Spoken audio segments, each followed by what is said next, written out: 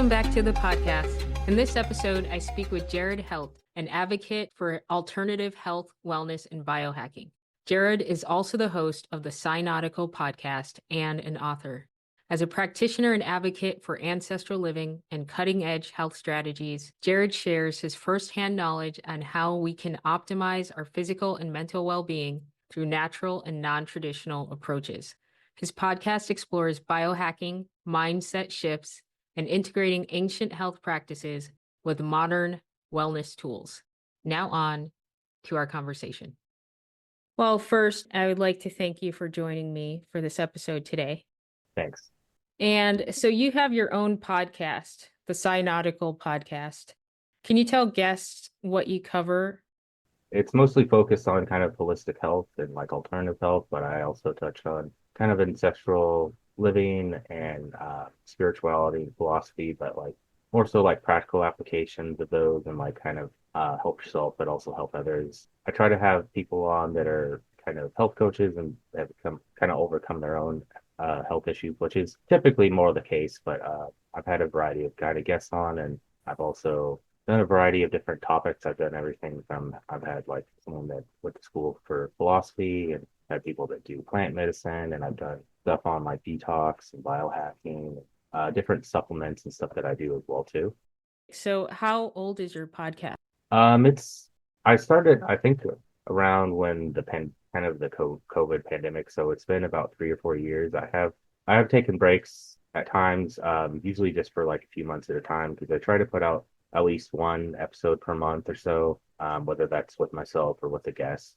I'm glad I found your podcast. So I started listening, and I also started following your YouTube channel. And I see you have shorts and you also have long form videos to help people learn more about your philosophy and what you'd like to teach. So, your YouTube channel, have you had it as long as your podcast? No, that was something I started kind of recently. It's only been, I don't think it's even a year old. It's kind of something newer just because I was uploading to kind of the older YouTube channel, but I wanted to make more of a dedicated one, and I set it up so when I upload my podcast, the Red Circle, it also uploads to YouTube, but it also uploads to all the other platforms I'm on, like Spotify and stuff like that. But it is growing some. It's only about 30-ish subscribers right now, but trying to be active with that and do kind of long and short form videos in between official kind of podcast episodes as well too, and grow it as much as I can. So what inspired you to start prioritizing health in your life, or have you always been into health? It's kind of always been like that, but I mean, when I started having a lot of kind of health problems, it wasn't anything that I did like I didn't like kind of abuse my health or take but around when I was kind of like 21, I had a lot of like kind of health stuff. But I've especially in the past like 3 or 4 years trying to like ramp it up and get more into it. But I mean over time I've done I mean I started kind of when I was younger doing martial arts, and so that kind of got me into stuff, and then also that got me into like some philosophy and stuff, especially because Bruce Lee was I did his martial art, but also kind of his philosophy Jeet Kune Do, which got me into stuff. And I did used to do like yoga and stuff like that, but especially the past few years, but even beyond that, because I used to write blog posts and I used to write articles and stuff like that. And I thought that kind of a podcast would be a good avenue of that. But um, especially the past 3 or 4 years, I've been trying to focus in and narrow in my health, especially it's becomes kind of priority when you have kind of chronic health problems and you're working on kind of overcoming them. Yeah, so you did mention when we spoke before about chronic health issues. So what have you found or what are you doing to address those issues? And have you seen like a practitioner and are you following what, or are you looking into alternative health to address the chronic issues? I kind of do a combination of I kind of do kind of my own stuff that I kind of researched and I kind of figure stuff out because a lot of times I try different things out, like whether that be supplements or treatments or therapies. I have been to doctors and quite a few. I tend to go to more alternative or holistic practitioners. Right now, I'm just kind of mostly seeing a naturopath, but I am soon seeing a upper cervical chiropractic, which is like kind of specialized form. And um, I've been to like kind of I've seen all different kinds of specialties as well too. I've been to a gastroenterologist, endocrinologist. I've had like sleep studies done. I've done other stuff. I just found I don't really get much progress or success with like mainstream doctors. Even psychologists and kind of like because I've been on medication and stuff before. I feel like at times it's even made things worse. So I kind of do kind of my own stuff, but I also collaborate with my doctor and kind of ask him and kind of the past few naturopaths I've been to been helpful. But I also on the side, if I can, I go to usually group acupuncture or I've also done like student acupuncture clinics and also massage and I've also done like chiropractic and I've also do like treatments on my own. Like I have an infrared sauna. I've been trying to do about a 24-hour fast about every week. I have it's kind of an ionic foot bath detox thing that I take with like gut binders, but I also do uh, like coffee enemas as well too, which are good for like detox and drainage. But I also try different supplements. I've been trying for a while now. I've been taking my peptides, but also taking something soon, semaglutide, because unfortunately my insurance doesn't cover it, and that's more for weight loss, but also looking into other stuff for like testosterone and kind of help with my other issues. Yeah, so with everything you're doing, I guess you'd have a lot to share with your audience. So I'm going to try to Yeah. dive into a couple of those things. So the first thing you mentioned was working with a psychologist. You didn't really seem to get much help from that. Are you comfortable with just saying just to overview what you found between what you're doing apart from a psychologist and your experience with the psychologist? Because that's kind of something we've touched on this podcast before. Yeah, yeah.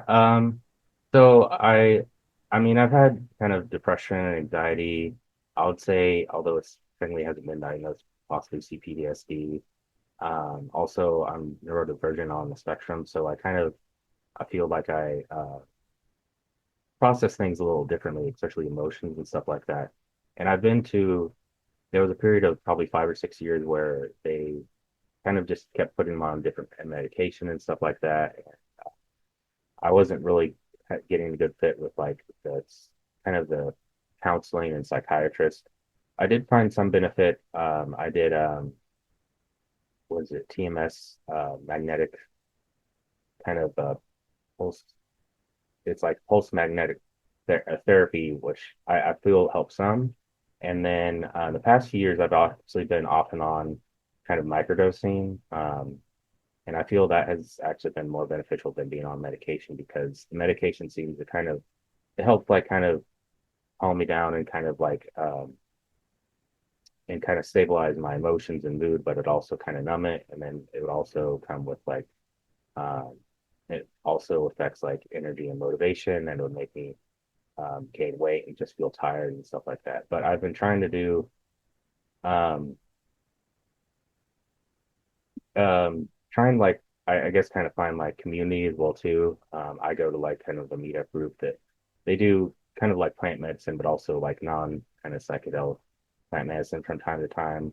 And I do some of that stuff on my own, and then I try and like if I can like connect with other people, and then also like journal some if I can.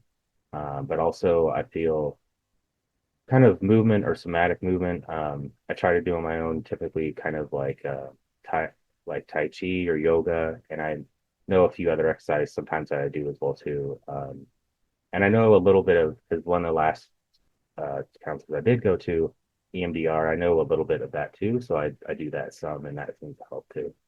Okay, and then apart from the psychology, you mentioned you're trying peptides and various different types of therapies. So, what kind of led you to that? And do you find anything in particular working, or do you have hope for the future with those therapies? Because I kind of do with the evolution of things, more data coming out about these therapies. So, Yeah, so I've tried a few different ones because there's some of them you can take orally, and supposedly, from what I've read, kind of research and found is that it's better if you can inject it or you can take it nasally. I do remember um, there's a nasal spray form. It's called the Wolverine spray because it's basically for recovery.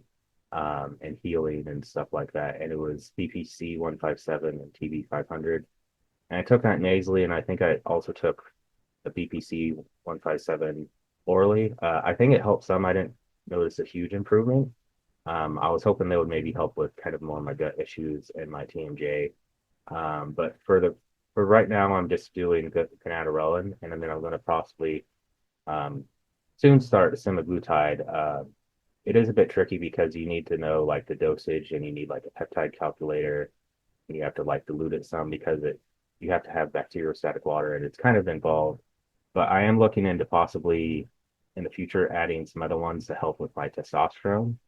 And what kind of got me started on peptides is just podcasts I listen to, like Ken Greenfield. He's a big fan of that. But also there was a book by Tony Robbins. He actually put it on holistic health, and he talked about um, peptides. But part of the reason was because I've been on and off testosterone for a while, and there's some side effects that whether you take it legally or illegally, the same thing I think so, less or so with SARMs, which I haven't tried, is it can cause complications like not only does it kind of shut down your own body's process of producing testosterone, but it also um, a lot of issues. But it also one thing I learned recently, probably I think in the past year or two, is it can actually thicken your blood. And so there are ways kind of around you can like donate blood, and you can take things like to kind of help thin it, like taking fish oil or pain or it's like ibuprofen. And I think there's even some enzymes that can help. But I was even trying that, and my blood was still kind of too thick, and it does slightly increase the chance of having like a clot or a stroke or something like that. And my doctor, luckily, my naturopath is kind of a specialist in kind of testosterone and stuff. He's worked at like a men's clinic before, and so he suggested some alternatives. There was, I believe, HCG I was looking into, but it was kind of cost prohibitive because it costs like 200, 300 or more. And Gonadorelin and some of these other ones cost a lot less. Like you can, I think 50 or 100, and you can have it last for several months or so. But I also try and incorporate other stuff to kind of help with my testosterone, other supplements, and also weightlifting and kind of diet related stuff as well too, to kind of help with the peptides as well too. So with the testosterone, you look pretty young to me. You look young. So Yeah. from what I understand, is it better to take testosterone when you're older, like 50s and up, when you're male, I mean, it really, due to the it's a, complications, you know? yeah, yeah. It's interesting because it seems like it's kind of an issue even when I'm younger because I've had low testosterone off and on, and it's been either low or borderline low. Both more so my total, but also free testosterone. I'm kind of I'm not totally against taking my testosterone or TRT, but I do think like peptides are kind of a better alternative, and also like lifestyle and supplements because you can typically get it in the same range or boost it. It seems like for a number of reasons, I think it's possibly maybe societal, but also environmental, like toxins and stuff like that. Is testosterone has been going down because I think if I recall, one of my older brothers who is only like four years older than me, and then my dad has also been on testosterone for a while now, and I've been off and on testosterone for a while, and I've done the injections and gel and stuff like that, and it has helped, but I do think like taking kind of a more comprehensive approach and moving away from testosterone because it can affect like the liver, and it can affect, I believe, the kidneys as well too. And also, I've noticed when like if I go off of Benadryl, I do feel a bit more sluggish and stuff like that. But going off of testosterone, it's a lot more shock to your system because basically your body has to basically start making it again because it kind of shuts it down when you take it. And Benadryl does like it does stimulate the pituitary, the one that I'm taking. But I don't think it like shuts down production and stuff. It's more like a precursor instead of basically taking testosterone. I haven't tried kind of it's called, I believe, bioavailable testosterone, which isn't always covered and it's a bit more expensive. So I can't really talk about that. That might be a better alternative too, but it's tricky to get that kind of covered by insurance. And I imagine even with uh, is that it's likely spendy, especially without insurance. So I can't really talk about that. So if you're younger, 50 and below, if you have perhaps ongoing issues with testosterone, that's why you're doing it as opposed to maybe waiting till it's kind of, I wouldn't say inevitable, but when you're older. Yeah, yeah, Okay. Yeah, because I know about the complications. I was in the bodybuilding realm and I was surrounded by people taking testosterone for different things. And I just came to the conclusion, and, plenty of doctors do as well, as if you're going to open yourself to to the risks, it might be better when you're much older and it's kind of more necessary, you can say. But again, I'm not in that realm to really speak on it too much. So. Now, you did say some podcasts that you listen to about biohacking. I know you've probably heard of Brian Johnson. oh yeah, yeah. I do follow him some on Instagram. I don't know followed much of his. I'm not sure if he has a podcast or other stuff. The extreme end, because I know he does quite Yeah. a bit, and it does help that he. I heard that he kind of did it for because he kind of was getting up there and having health problems. Is that he was a founder, I think, co-founder of like a lot of big companies, and it Yeah. does help it when you have a lot of resources and money that you can just kind of try out all these different things and stuff like that. Um, I do one podcast I do follow a bit more often, and it's similar because he does come from kind of a he has like MBA and he's done like he started businesses before and he started more like health related ones. It's Dave Asprey. I've learned quite a bit from him, and I do follow him, and he does have a lot of good information, especially because he's actually overcome a lot of his own health issues, and so he kind of biohacks to kind of fix those as well too. Yeah, I agree. He's more on the extreme side, but there are some things coming out of that as far as people recognizing different things they can do. Like the red light therapy, I started experimenting with that 2 years ago. Just through Hotworks, this gym that's franchise that's popping up everywhere. You mentioned you have an infrared sauna, Yeah. correct? Yeah, so, he's kind of opening up awareness a bit more. And I think it's good to have someone out there in the health industry or someone high profile who's promoting long-term health, because there's been so many people promoting fitness when you're in your 20s, and it's all focused on how good you look, as opposed to, why don't they show these people when they're 40, 50, 60? Instead, they keep bringing in new people in their 20s in the traditional fitness realm, the aesthetics realm. So even though he's on the extreme end, it's good that we have someone talking about long-term health. Now, you do mention ancestral living is something that you are incorporating into your life. So can you explain that a bit more? It's not like paleo, or how can you distinguish that from someone who's never heard of ancestral living before?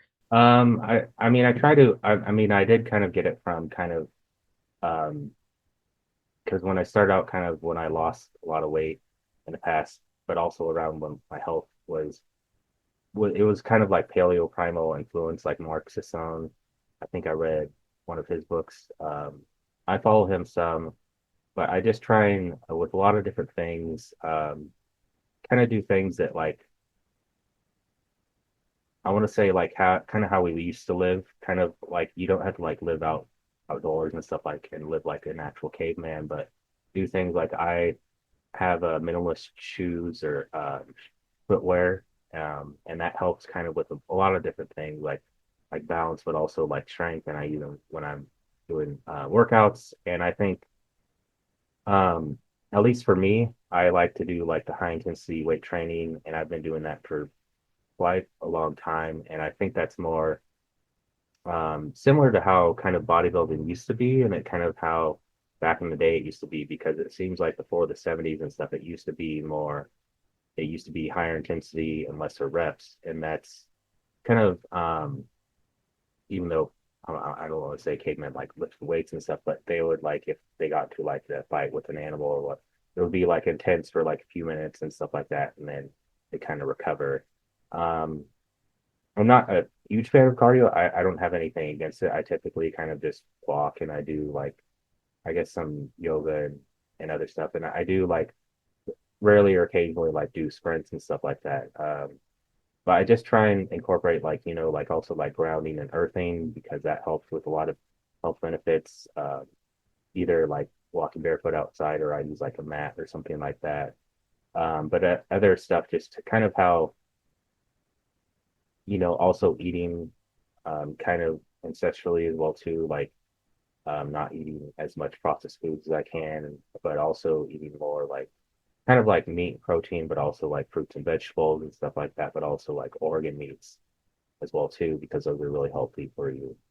Um, yeah, Okay, so it's paleo would be more focused on nutrition and ancestral is focused on your whole life. Like you yeah, said, grounding, probably getting outside more as well, and your training is more focused on movement patterns of our ancestors. So it's more all encompassing then. yeah. As far as maintaining the progress you have so far or coaching, what sort of coaching programs do you have, or who's a typical client who comes to you, and how do you get started helping them? It's kind of something new to me. I've been trying to kind of incorporate and implement it. I typically more I mean, I'm open to either sex, however you identify, men or women, but it's more for me, it's like kind of men's health because that's what I'm working on, especially like testosterone and stuff.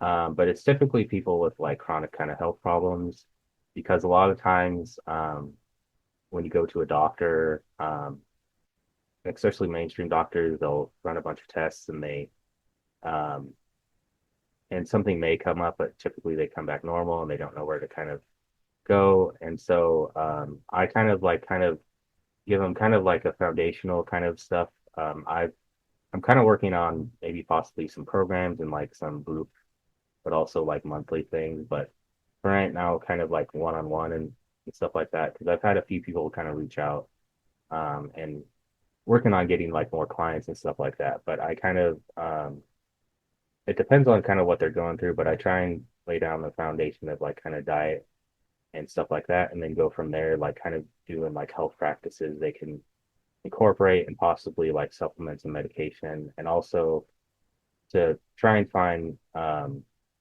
either a doctor or something that can kind of work with them and be open minded and help them as well because I can't really diagnose, I can't really prescribe and stuff like that, and so getting some of these things you typically would have to go through a naturopath or a doctor of some kind, at least to get some of this stuff. But So you work with them on an overall plan, so maybe exercise, diet, and then for the things that require specialized knowledge, you send them to a doctor or yeah. some other specialist.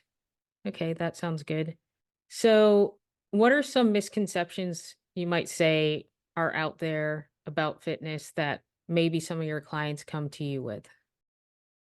Um, as far as like kind of fitness or health, I mean, a lot of people are kind of iffy about detox because a lot of people think, oh, it's just your liver, kidneys, and stuff like that. But I think our bodies aren't really um, adapted to kind of modern living, especially our bodies are under a lot more stress than they have in the past, and it can cause a number of different problems and stuff like that. And like I said, I'm personally not a fan of like doing a ton of cardio. I kind of tell people to kind of like I think walking is good, and also doing like high intensity weight training. I mean, it's good to also find like some kind of like hobby or skill, like because I've done martial arts and stuff and incorporate that. Um, I think like sometimes like health coach, it feels like health coaches, but also naturopaths. It seems like there's I think a misunderstanding is that they don't like follow kind of like science or it's kind of like out there or stuff like that. But I think it's just they embrace more like French science and stuff like that, and they are more open minded and they have more um, kind of a comprehensive, more functional approach. Like I try to, I'm a fan of like functional medicine and stuff like that. Like if doctors kind of use holistic methods, but also they can also prescribe stuff and do blood testing, and they kind of have um, a medical background as well too, because I have heard like naturopaths, like, because they don't do as much schooling, but they do ongoing education and they have more, um, they do ongoing education and sometimes they have different specialties and they incorporate other stuff. They do IV therapies and all these other kind of therapies that I found more beneficial than going to a regular kind of doctor.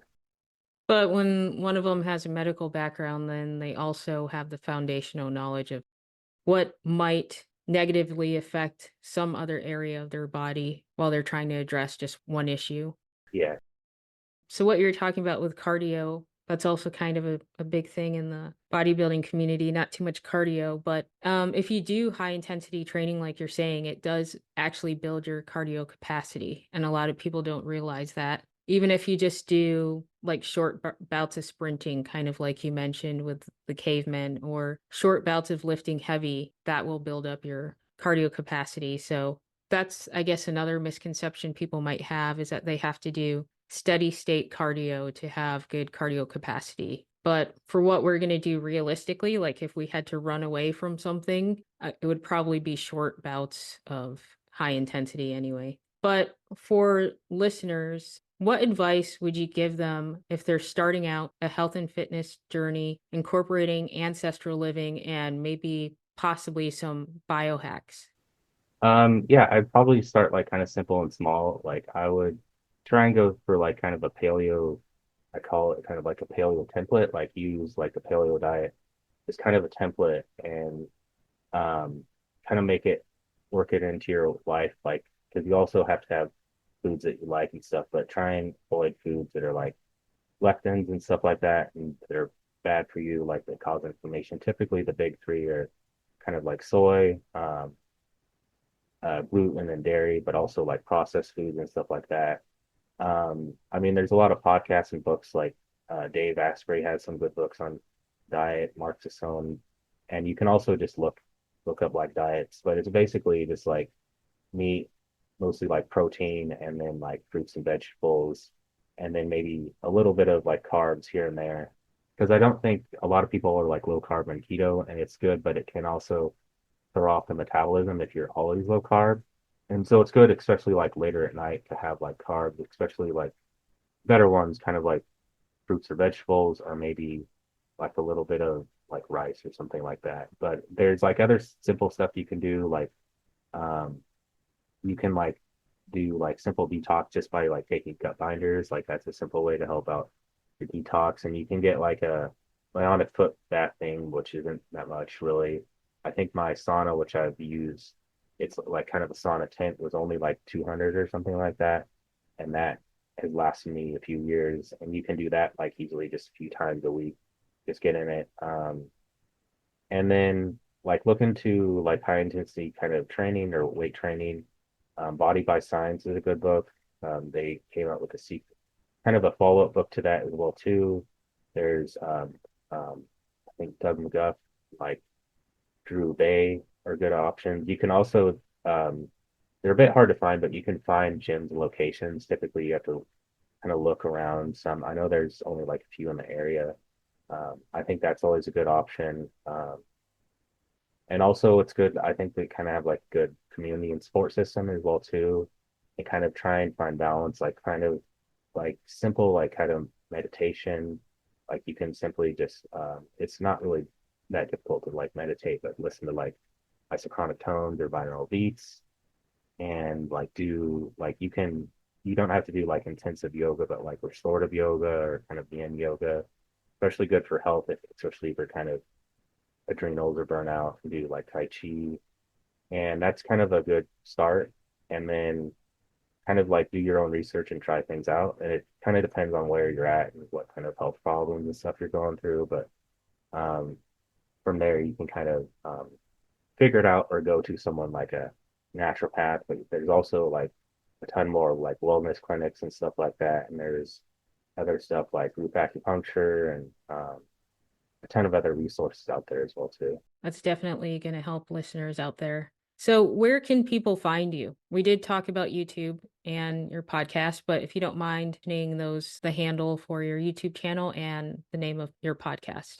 Yeah, Psynautical is just the name of my YouTube channel, and then also for my podcast. And I'm on a bunch of different platforms. I'm on Spotify, I believe iTunes or Apple Podcasts, YouTube, and also there's I think a few other platforms as well too. I think Amazon and a few other platforms. I do have like Instagram. Well, my Twitter X is Psynautical, and then also my somewhat personal, but also I do post like business and health stuff. Is Jared Heldt Sage is my Instagram account if anyone wants to look me up on there too.